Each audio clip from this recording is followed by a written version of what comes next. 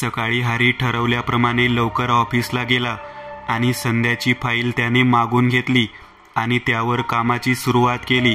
सगळं करता करता दुपार झाली. तेव्हाच हरीच्या मोबाईलची रिंग वाजली. ईशाचा फोन होता. हॅलो, बोल. बिझी आहेस का? हो, थोडं. काय झालं, बोल ना. काही नाही, तुझ्या ऑफिसच्या खाली उभी होती. फ्री असलास तर कॉफी प्यायला जाऊया. बरं ठीक आहे, येतो मी 10 मिनिट. ईशा हरीला कॉफी हाऊसमध्ये घेऊन आली. दोघे पण बसले होते. तेव्हाच ईशाने विचारलं, हरी काय झालं? तू इतका शांत का आहेस? हरी बोलला, काही नाही, शांत कुठे मी. अच्छा बरं ईशा, एक विचारू. अचानक मध्ये काल खूप काय घडलं ना? अच्छा बरं, आठवलं. काल तू बोललीस की तुझ्या घरी माहीत आहे. हे कधी झालं? ईशा थोडी लाजली आणि बोलली, परवा जेव्हा तुझा कॉल मी कट केला, आई मागे उभी होती. आईने आपलं बोलणं फोनवरच ऐकलं. मग जेव्हा आईने मला विचारलं तेव्हा मी सगळं आईला सांगितलं. इनफॅक्ट तुला माहीत आहे, आई सगळं ऐकून खूप इम्प्रेस झाली. शेवटी आईच्या बोलण्यावर मी तुला हिम्मत करून मेसेज केला आणि भेटली. संध्या, हरी मध्येच बोलला. ईशा काय बोलते त्यावर हरीचं लक्ष नव्हतं. काय बोललास संध्या? काय बोललास? संध्या? ही कोण आहे संध्या? काही नाही ईशा, ऐक, मला एक अर्जंट काम आहे, मी निघतो. संध्याकाळी भेटूया. हरी तिथून उठून निघून गेला. हरी फटाफट ऑफिसमध्ये आला. संध्याची फाईल घेऊन तो सरांच्या केबिनमध्ये गेला. Sir, may I come in? हां, या, कम इन. Sure sir. आज सकाळपासून या एक फाईलवरच काम करत होते तुम्ही. काय झालं? Anything personal or what? Yes sir, माझी जवळची मैत्रीण होती ती. फाईल? सर, 2 महिन्यांपासून अडकली आहे file. So okay. Hari file ठेवून निघून गेला आणि संध्याकाळपर्यंत चेक रेडी झाला. जास्त चेक हातात आला. हरी खूप खुश झाला. आता अजून उशीर नको करायला, मीच जाऊन चेक देऊन येतो स्वतः. हरीने मनातच ठरवलं आणि हरी संध्याच्या घरचा पत्ता घेऊन निघाला. 4:30 झाले होते. हरी संध्याच्या घराबाहेर थांबला होता. घराच्या इथं पोहोचताच त्याचे हातपाय थंड पडले. हरी जसा तसा घराच्या दारावर येऊन थांबला. दार उघडच होतं. हरीने हाक मारली, कोणी आहे का? संध्याची छोटी बहीण तितक्यात आली. हां, 1 मिनिट. पण तिने जसं हरीला बघितलं ती बोलली, तुम्ही? आणि ओरडून तिने बाबांना हाक मारली. बाबा. हरी शॉक झाला की ही त्याला कशी ओळखते. तुम्ही मला कसं ओळखता? तितक्या संध्याचे बाबा तिथं आले. संध्याच्या बाबांनी जसं हरीला बघितलं बोलले, तू इथं? तुझी हिम्मत कशी झाली इथं यायची? निघ इथून. अरे काका, तुम्ही काय बोलताय? ऐका तर, मी. पण संध्याचे बाबा काहीच ऐकत नव्हते. हरीला त्यांनी धक्के मारून घराच्या बाहेर काढलं आणि दार बंद करून टाकलं. हरीला काही समजत नव्हतं की काय करावं. जे काही घडत होतं त्याला काहीच कळत नव्हतं की काय आणि का होतंय. हरीने पोलिसीची चेक दाराच्या खालून आत टाकली आणि खाली उतरला. काय कसे लोक आहेत? हरी असं म्हणत जात होता तेव्हाच ईशाचा फोन आला. कुठे आहेस तू? कधीची वाट बघते मी. ईशा ऐक, घरी जा, उद्या भेटूया. जरा कामात आहे मी. कामात म्हणजे कुठे आहेस? ईशा बोलतच होती आणि हरीने तिथून फोन ठेवून दिला. हरी जे काय आता झालं त्याचा विचार करत होता तेव्हाच त्याला बाबांचा फोन आला. हॅलो. हां बाबा, बोला. हरी कुठे आहे तू? मूर्ख कुठला, एवढं सगळं करून तुझं पोट भरलं नाही का? बाबा काय झालं? तू संध्याच्या घरी का गेला होता? हो बाबा, मी ते. बाबा 1 मिनिट. तुम्हाला कसं माहीत मी संध्याच्या घरी गेलो होतो? संध्या? ओ शट. हरीने फोन ठेवला आणि एका क्षणासाठी शांत झाला. हरीला घाम फुटू लागला. त्याचे हातपाय थंड पडले. अचानक घसा पण सुकला. नो नो यार. हरी पटकन फाटकाजवळ पोहोचला आणि पटरीवर येऊन जोरजोराने ओरडू लागला, संध्या. तेव्हाच समोरून गाडी आली. हरी स्वतःला वाचवण्यासाठी फिरला आणि पाय सरकून तो पटरीच्या दुसऱ्या बाजूला पडला. गाडी वेगाने निघून गेली. हरी रडू लागला.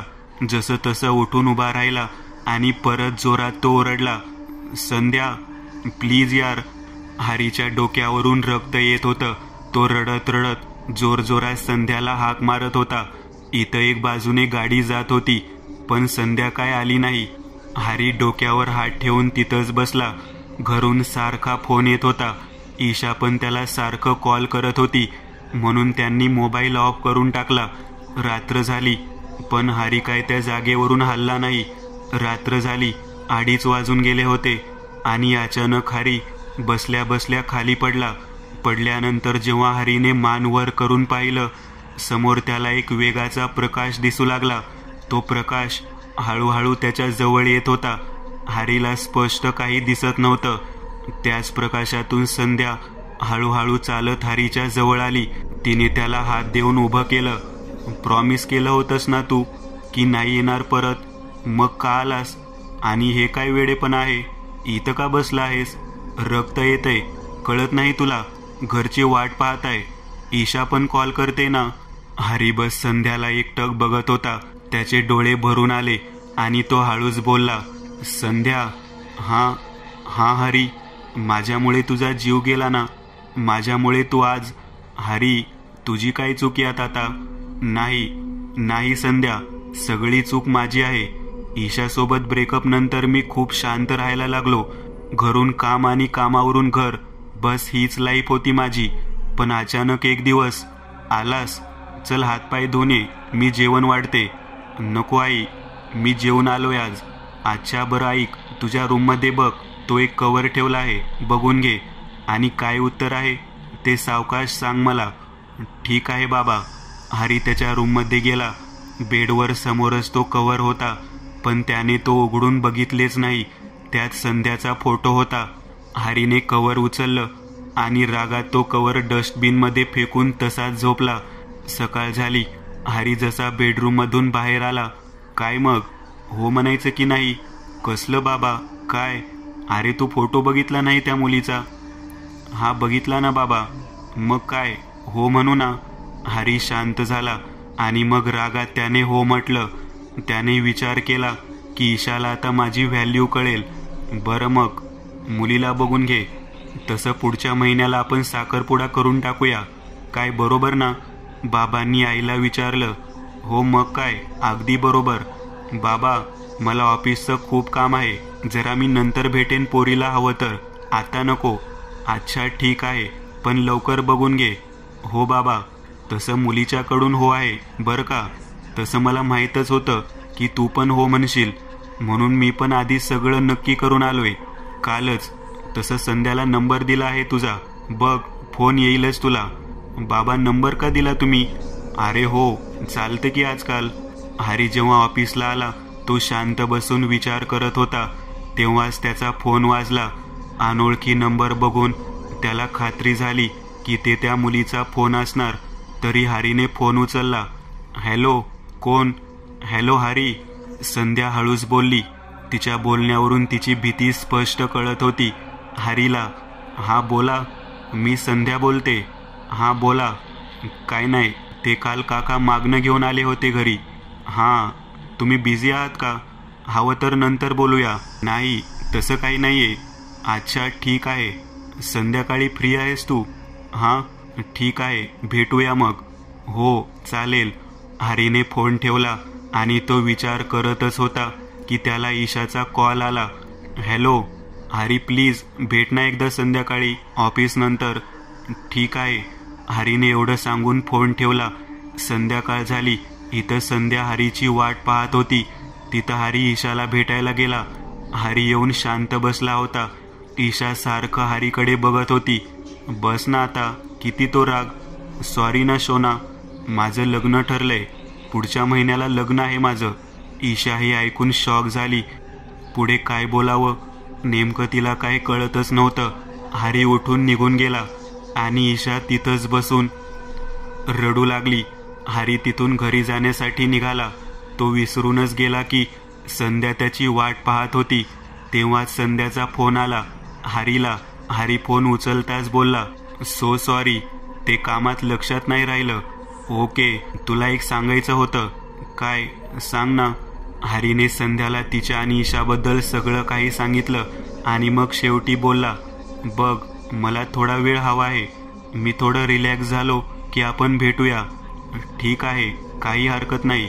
तुला वाटेल तेव्हा भेटूया. संध्या घरी आली. मग काय, हरीला भेटलीस? हो बाबा. बरं आहे, आजकालचं मुलगा मुलगीचं सगळं ठरवून घेतात. संध्या लाजून बेडरूममध्ये गेली. ताई, कसा आहे मुलगा? काय बोलला? भेटल्यावर फोटोमध्ये तर हिरो दिसतो, पण असं समोरासमोर कसा दिसतो? माहीत नाही, भेटली नाही मी त्याला. पण आता तर तू बोललीस ताई की भेटून आलीस. हो, तसं तो माझ्यासोबत फोनवर बोलला, पण मला असं वाटलं की तो माझ्यासमोर उभा राहून बोलतोय. खूप काय सांगितलं त्याने. त्याच्या लाईफबद्दल लपवू पण शकला असता, पण नाही. आणि तेच मला खूप आवडलं. दिवस असेच जात होते. त्या संध्याने भेटण्याचा विषय काढला की हरी सारखं टाळायचा. हरी एक दिवस जेव्हा संध्याकाळी घरी आला तेव्हा त्याला बाबांनी पत्रिका दाखवली. पत्रिका बघूनच हरीचे होश उडाले. पुढे काय बोलावं त्याला कळत नव्हतं. बाबा, पण अचानक कुठे? आता काय? तुमचं चांगलं जुळलं पण आहे. आता बघ, पुढच्या महिन्यानंतर पुढचे 6 महिने कुठला चांगला मुहूर्त नाहीये. 10 दिवसानंतर साखरपुडा आणि मग लग्न. बाबा, पण तिच्या घरच्याने तर मला बघितलं पण नाहीये. तर काय झालं? त्यांनी मला बघितलं आहे. संध्याचे बाबा आणि मी लहानपणापासूनचे मित्र आहेत. हे सगळं तर तुमच्यासाठी. बाकी आम्ही तर आधीच ठरवलं होतं की तुझं आणि संध्याचं जुळवायचं. हरी यापुढे काहीच बोलला नाही आणि बेडरूममध्ये जाऊन बसला. हरीला स्वतःवर खूप राग येत होता. त्याची चूक त्याला कळली होती, पण नेमकं करायचं काय आता? दुसऱ्या दिवशी हरीने ईशाला फोन केला, पण ती सारखं त्याचा कॉल कट करत होती. पण शेवटी मी ठरवलं. मला पण करमत नव्हतं, पण हे समजेल मला त्याआधीच मी खूप मोठी चूक करून बसलो होतो. लग्नाची वेळ जवळ आली होती. त्या दिवशी घरी पाहुणे आले होते आणि मी दुपारी घरी पोहोचलो. अरे हरी, आलास तू? बघा, नवरदेव आला. घरात पाहुणे आले होते.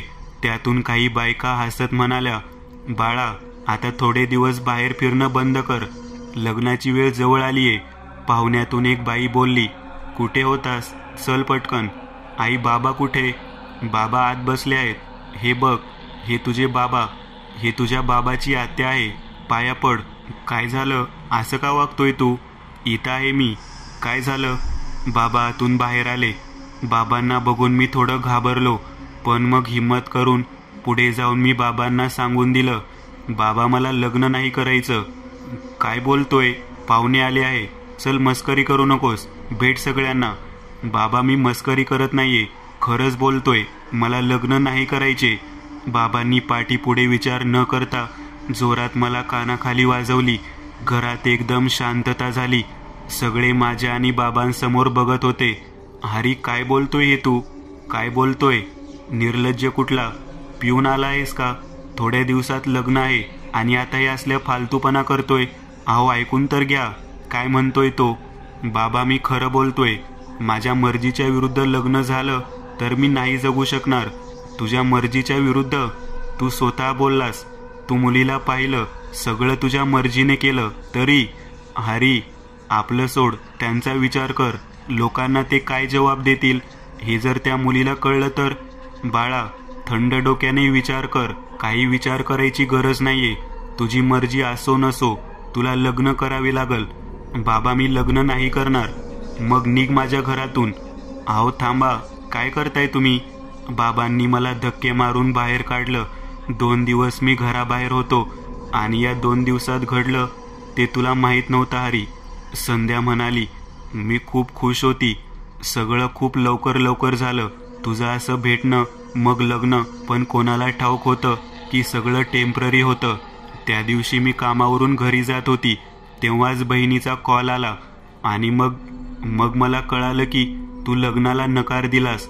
खूप वाईट वाटलं, पण तू आधी पण कधी लग्नासाठी होकार दिला नव्हता. पण मला खूप धक्का बसला हे ऐकून. मी हेच विचार करत त्या दिवशी गाडीत चढली. सारखा डोक्यात हेच चालू होतं. मी दारावर थांबली होती. विचारामुळे डोकं खूप भारी झालं होतं. तेव्हाच परत बहिणीचा फोन आला की आईला हॉस्पिटलला घेऊन गेले आहेत. पाहुणे सगळे निघून गेले. बाबा पण खूप टेन्शनमध्ये आहेत. ताई, तू लवकर ये. तेव्हाच अचानक माझा पाय सरकला आणि मी गाडीतून पडली, इथंच जिथं तू पडलास. मला पण तिथंच लागलं जिथं तुला लागलंय. तुला वाचवण्यासाठी मी होती, पण मला वाचवण्यासाठी कोण होतं? संध्या, माफ कर मला. हरी असं म्हणत तिच्या पायात पडला, हात जोडून रडू लागला. चुकी जितकी तुझी आहे तितकीच माझी पण आहे. मी पण विचार करायला हवं होतं, थांबायला हवं होतं, पण सोड, हे मला आधी करायला हवं होतं. संध्याने हरीचा हात धरला आणि त्याला पटरीवर खाली बसवलं आणि येऊन त्याच्या बाजूला बसली. हरी, काही वस्तू आपल्या हातात नसतात, ते फक्त होऊन जातात. तू विचारत होतास ना की माझी काय इच्छा आहे. हे ऐकताच हरी संध्याकडे पाहू लागला. मला जगेपर्यंत तुझ्यासोबतच राहायचं होतं, तुझ्या मिठीत. कारण ज्या दिवशी तू माझ्यासोबत पहिल्यांदा बोललास तेव्हाच मला तुझ्यासोबत प्रेम झालं. आणि मी तुझा जीव नाही, माझ्या प्रेमाला वाचवलं. मी अपूर्ण आहे हरी, पण माझं प्रेम पूर्ण आहे. हरी, बस आता. पुढे काही विचारू नकोस आणि काही बोलू नकोस.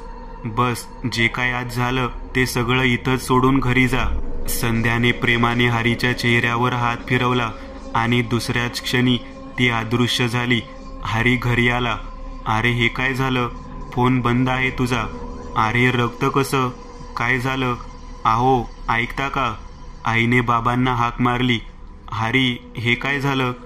काही नाही बाबा, बस ते ॲक्सिडेंट झाला. बस थोडंच लागलं आहे, जास्त काही नाही. काय जास्त नाही लागलं? रक्त बघ तू, आई बाबा बोलत होते.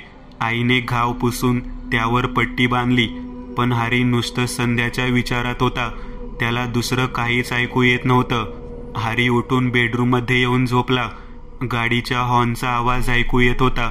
तो पटरीवर धावत होता आणि गाडी त्याच्या मागे वेगाने धावत होती. हरी घामाघूम झाला होता. अचानक तो खाली पडला आणि गाडी त्याच्यावरून निघून गेली. हरी घाबरून उठला. स्वप्न होतं. हरी, बघ, ईशा आली आहे. हो, आलो आई. हरी बाहेर आला. हरी, काय झालं असं अचानक? सकाळी कॉल केला होता मी, तू झोपलेला. आईने फोन उचलला आणि कळलं की असं झालंय. आता सांगशील नक्की झालं काय? काय नाही ग, ते काल येताना एक गाडीसोबत टक्कर झाली म्हणून थोडं लागलं. बस, सोड तू बस, मी फ्रेश होऊन येतो. दुपार झाली. आई, मी निघते. थांब, मी येतो सोडायला. काही नको, मी जाते, तू आराम कर. अगं ऐक, येतो मी. नको म्हटलं ना, बस मग. ईशा घरी निघून आली. दिवस असेच जात होते. त्या दिवसानंतर हरी खूप शांत झाला. सारखं तो संध्याच्या विचारात असायचा. रात्र दिवस फक्त हेच विचार करत बसायचा की संध्यासाठी काय केलं पाहिजे, पण त्याला काही सुचत नव्हतं.